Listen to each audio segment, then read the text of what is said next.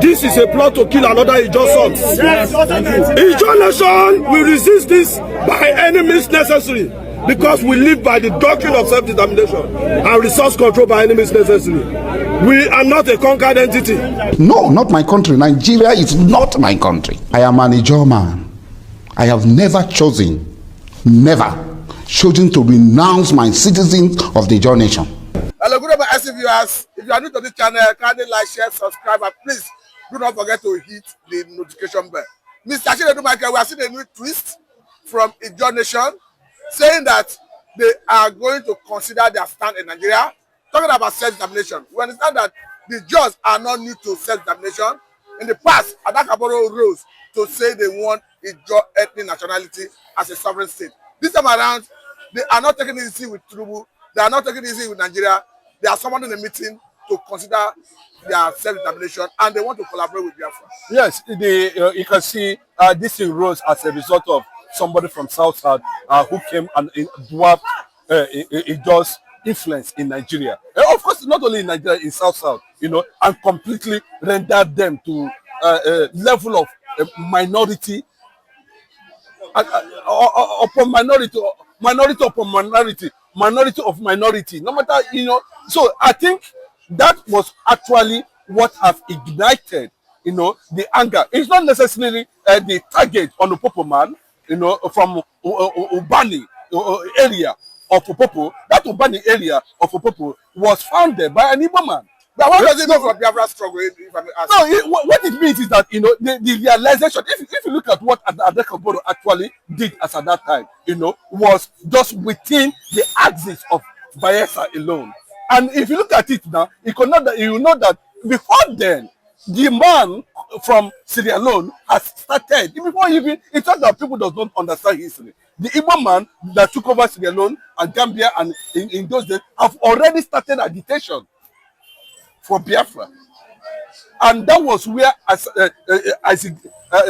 got that inspiration, to proclaim less than 1 million people at that time as a sovereign Niger Delta Republic. And the people, if you look at it now, it was simply targeted on the influence, the growing influence of their own brothers, And when it became a reality, it did not say Biafra. He never said Biafra. He said Niger Delta Republic.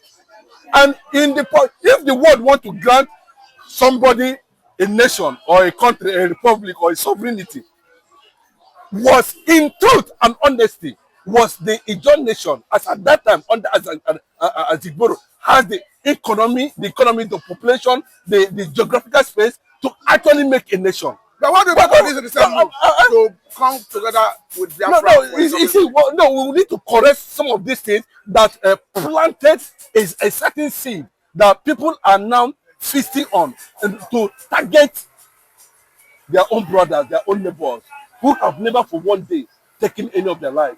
Even when at the proclamation of Biafra, the man, instead of returning Niger Delta Republic, he joined Nigeria military against his own brother. I am not saying that people, he was a former police officer, as Igboro, but I'm not saying that, people are not entitled. But in all rationality, at least when you come to understand that, okay, people are, it has come to this level, a man from Bayelsa, Paul has already suggested Biafra, then you switch over to Biafra Alliance as at that time, and let this synergy, because as at that time, the viability of it, even till now, and that's what Wike is talking about, that with that Igbo influence, there's no Ijaw, but it has come to a point that, they feel that their ego has been thrown to the gutters. And when you see so many of them that are coming up and saying, what is actually, going on. And I've seen some people saying that, from that as he's saying that, I am from Ijaw, I stand for Biafra. I am from Bomagi, I stand for Biafra. I am from Patani, I stand for Biafra. I am from Masoma, I stand for Biafra. You can see different people, coming from that angle saying it. But it has become a clear thing that at that level, there's going to be a serious reach out and amalgamation between the Ijaw nation and, of course, the Biafran movement, which most of them have signaled that there's likely going to be, a serious union between these people. The Igbo man does not see the Ijaw man as a minority.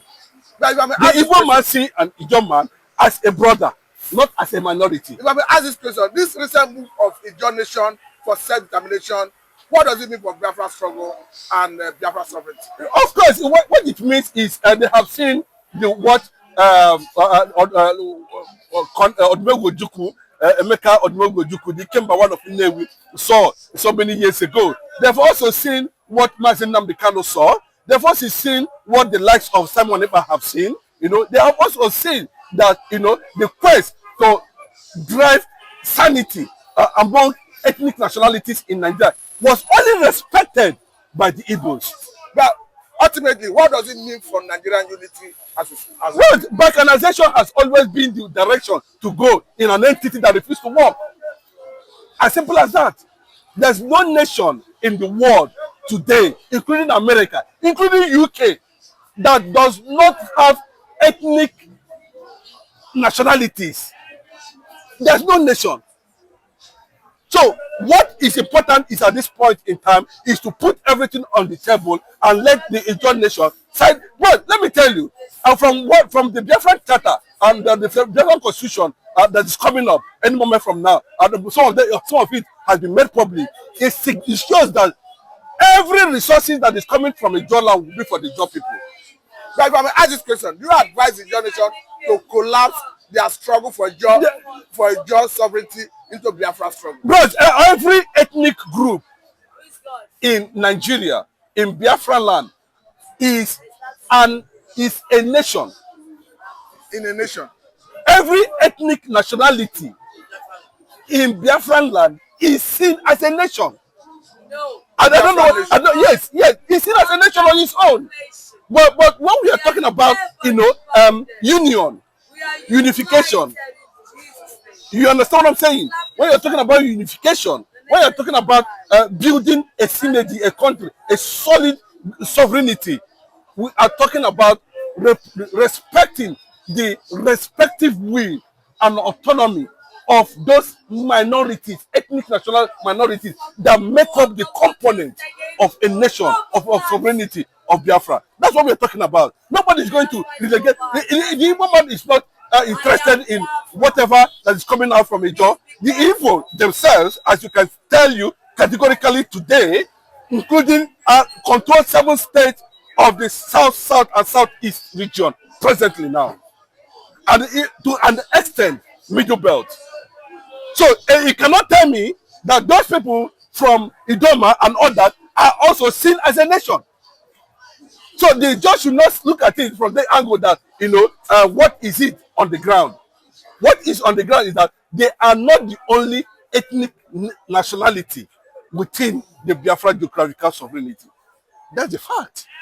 And if we are talking about mutual respect for each and every, I'm talking about unification of all the ethnic nations, even those who are tendering the referendum to join, to be accommodated, will be accommodated as long as it is all about sovereignty, it's all about humanity, it's all about advancement, it's all about economy, it's all about mutual interest, it's not about oppression. But it can tell you that it has become very clearly that the world themselves have come to realize that the Igbo people and the Ijaw people can actually come together to move Biafra nation forward, considering the strength of each other. It is well needed. And another thing I want to add to this is that, the present Pandev leaders and the Ijaw Youth Council have already signified that this is the direction we want to go. And if this thing has come to this level, what is there that is remaining? Because if you look at it, to be a nation, it takes a lot of things. The world will look at a lot of things. So what that self-determination movement is signaling is unification with the Biafran sovereignty. That's what it means. You know, the Idoma people are also signaling the Ambazonia. We are looking at the expansion, you know, because of the maritime strength that's attached to it. So I believe in the present day leadership of Pandef, what they are trying to do, because what has happened to Fubara today is an embarrassment to the Ijaw people as who have worked successfully. If I can quote Asarido Kubo, Tombolo, Ateketom, and so many of the ex-militants in this regard, they became up that, you know, but I'm surprised that most of them are coming out to say that it was the Igbo people that have been ruling River State. But it wasn't, you can see how they were hiding under certain umbrella. They never recognized the presence of Igbo in River State. But they were not saying that it was the Igbo people in River State that were ruling. And it is time for the Ijaw people to rule. And I am in support of that. I'm not against it. I believe that the Ijaw should also have a fair share because, you know, Bayelsa alone, you know, where they are predominantly significant. With from what we are getting, the Ijaw community, the Ijaw people in River State cannot be able to muster enough voting strength to be able to vote for a governor in River State because of that level. But the way it looks now, you know, would they say that Mazin Nnamdi is not correct? Would they say that what Ojukwu was talking about is not correct, you know? But so what we're saying at this point that it has become a reality that we are seeing direct signal of threat to the extermination of the old Eastern region. And it's a plea to every one of them, you know, and no matter where you come from, whether you are Urobo, Ishekiri, whatever you are, wherever you are, you know, to look at it from the direction of unification and unity and push for independence, for continuity, and for recognition of the Republic of Biafra. Let me give you an instance. Anybody that is thinking in that direction that the reason for Biafra is crude oil. Plus, I don't want to cause any, I don't want to say anything funny at this point, but it will be unfortunate for people, for this generation of the young people, for this generation to think in that direction that the Biafra is about crude oil. Who tells you that? The Igbo man has not been in power for so long, for over 64 years, and the Igbos are still surviving without even the crude oil.